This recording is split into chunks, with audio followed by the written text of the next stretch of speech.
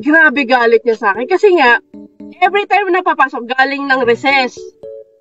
Pagpasok niya doon sa room, 28 yata yun, papasok na yan, ng expo, ng Polar, saka yung mga kaibigan ko, yung mga customer ko sila, may nakadikit dito sa ngipin na Polar Bear, yung ngipin, tapos may sticker. Oh, yeah.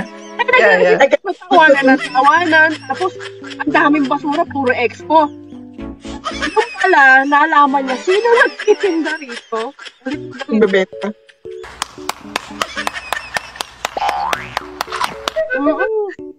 O dahil kaya ka nalipat, tinanggal ka sa section 1. Kaya may pamilya na yun.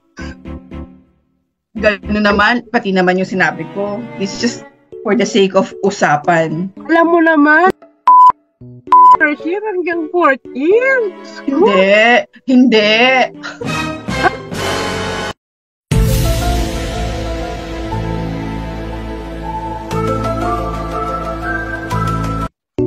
Hindi. Sino? Huwag mong subukan. Masisira ang buhay mo. Ano? Sino?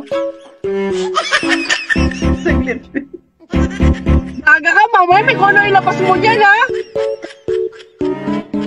Parang, oh my God, talagang inaakit ko ang bakod ng mga yan. Ate, ano yan? Mabot ko sa gano'n. Kung nagpapasama ako sa best friend ko kapitbahay niya.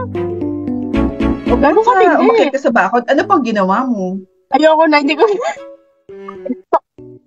Ayoko. No.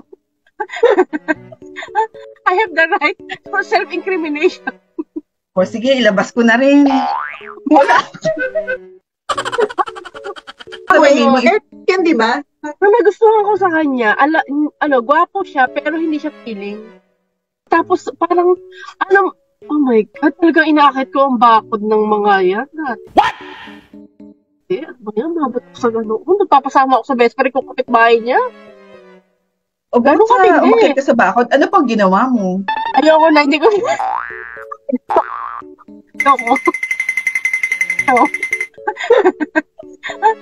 Wala naman may letter. I have the right. I will incriminate myself. I have the right for self-incrimination. O sige, ilabas ko na rin. Wala. No. Wala akong kopya. Teka lang. Mama guys, baka naman naging crush mo din. Makidamay ka na. Oo, feeling ko naman for